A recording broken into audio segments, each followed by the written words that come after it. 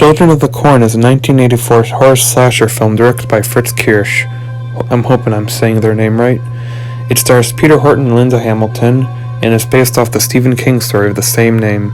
Despite the cult following, it is said to be one of the most infamous Stephen King stories of all time due to the camp. But what do I think? Let's find out. The plot of this film revolves around a young couple named Vicky and Bert, played by Horton and Hamilton, who find themselves in a strange, isolated Nebraska town after accidentally stumbling upon a dead body. As they explore the town, looking for answers, they find a dark secret is waiting for the two of them there. A secret that has a grip on the town's children and refuses to let anyone leave. Surprisingly, the premise for this film is actually really good. It has a pretty creepy concept in that it involves a town where not one soul is in sight and something evil might be responsible. And the concept of creepy children is done very well. This movie is known for being over the top, but that really only happens at the end. The rest of the movie has a surprisingly eerie feel to it that's up there with the Haunting Hour episode Scarecrow. Although I will say, I wish the supernatural aspect was a little more subtle. I feel like that would have made the film a lot more scary.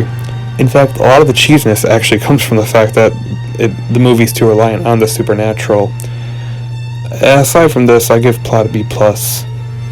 Next is acting. The acting from this film was, for the most part, okay.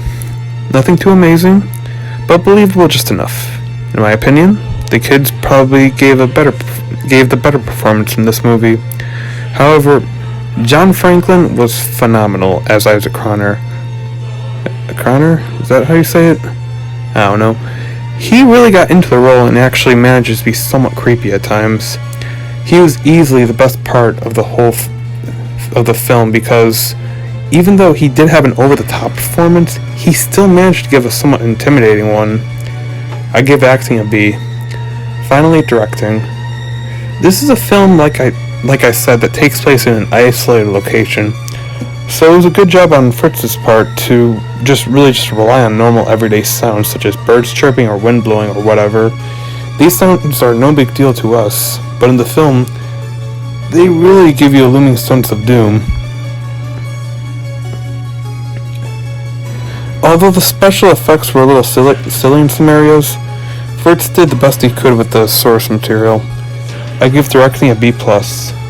Overall, Children of the Corn is a film that, aside from the camp, is not as bad as some might think. Sure, it isn't one of his best films, but it's still worth checking out at least once. Not the best King film, but not a terrible one either. I give Children of the Corn a B. Thank you for watching, and don't forget to like and sub for more content.